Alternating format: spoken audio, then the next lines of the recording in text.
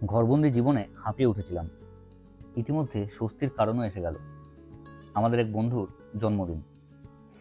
আর আমরা জন্মদিন সেলিব্রেট করি কিছুটা এরকমভাবেই, খুব একটা বড় রেস্টুরেন্টে গিয়ে খাওয়া দাওয়া করার থেকে এরকম প্রাণখোলা বাগানে নিজেদের মতো করে ছোট্ট একটা পিকনিক, এটাই আমাদের অনেক বেশি আনন্দের। পায়ে চোট লাগার পর থেকে আমি একা কোথাও বেরোতে পারছি না, আমার বন্ধুরাই আমার ভরসা।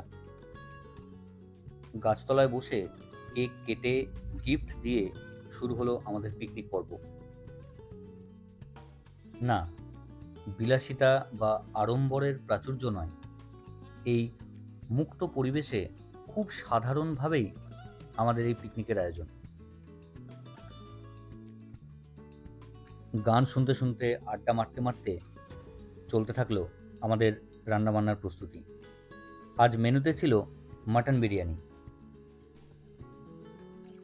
তোমরা জানো আমি রান্নাবান্নার কাজ একদমই পারি না, তবু ওই একটু আলু ছুলে দেওয়া বা একটু তেল গরম করে দেওয়া, এটুকু সাহায্য করছিলাম আর কি। তোমরা কখনো এরকম কলা পাতাতে খাবার খেয়েছো?